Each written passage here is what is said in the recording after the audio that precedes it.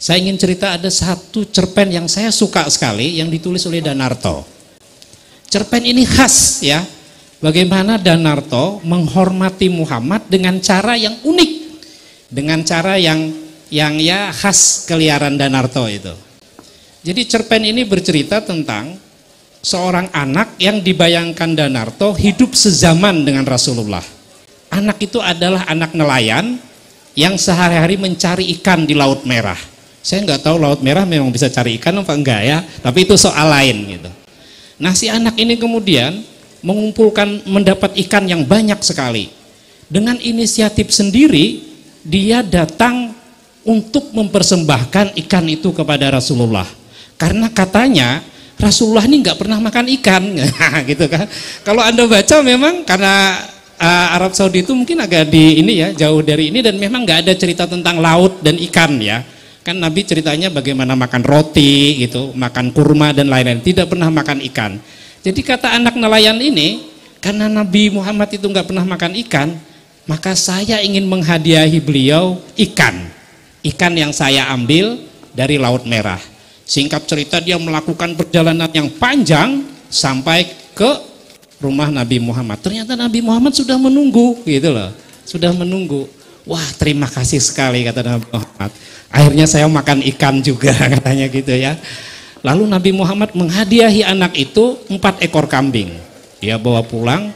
Si bapak ibunya nanya, kamu kemana tadi? Dia cerita, saya ke rumah Kanjeng Nabi Muhammad mempersembahkan ikan, dan Nabi Muhammad senang sekali katanya. Lalu saya dihadiahi kambing ini. Nah, kambing itu kemudian dia pelihara gitu. Nah, kemudian si anak ini mencari ikan lagi. Pada suatu hari meloncat ikan yang besar sekali ke kapalnya. Siapa kamu? Saya ini ikannya besar sekali. Dia kaget, kenapa? Tolong wahai anak muda, persembahkan saya kepada Rasulullah. Kamu kan kemarin mempersembahkan ikan-ikan ke Rasulullah. Saya juga ingin dong dipersembahkan kepada Rasulullah. Oh, nggak bisa, kata anak itu. Waktu saya ke sana kemarin tuh jauh sekali rumah Rasulullah itu. Saya nggak mungkin bawa kamu yang besar sekali seperti ini. Cari orang kaya yang bisa bawa saya. Nggak ada, orang kaya sibuk dengan dunianya katanya. Nggak mungkin bawa kamu.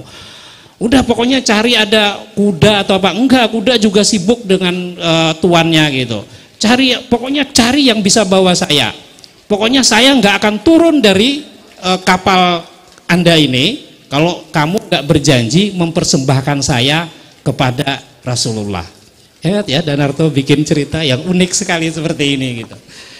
Kemudian, nah baiklah kalau gitu, siapa yang mau bisa ya gitu. Nah, dia ketemu keledai yang kurus kering, yang nggak digunakan karena saking kurus keringnya. Kamu mau nggak membawa ikan ini ke Rasulullah untuk dipersembahkan? Nah, mungkin karena itulah kata keledai, saya ini nggak berguna, kurus kering, nggak dipakai, karena memang ditugaskan untuk membawa ikan besar ini kepada Rasulullah itu. Nah, karena saya juga ingin bertemu Rasulullah katanya.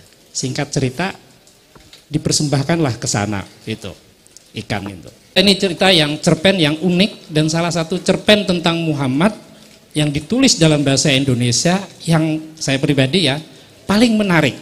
Karena dengan caranya yang liar, Danarto menghormat kepada Rasulullah gitu. Cerpen ini termuat di dalam kumpulan cerpen Danarto Kaca Piring ya judulnya. Tetapi terbit di awal 2000-an dan sulit dicari bukunya. Tetapi kemudian penerbit Basa-Basi menerbitkan ulang kumpulan cerpen ini. Dan yang menarik mengambil cerpen ini sebagai judulnya. Judulnya adalah Ikan-ikan Laut Merah gitu.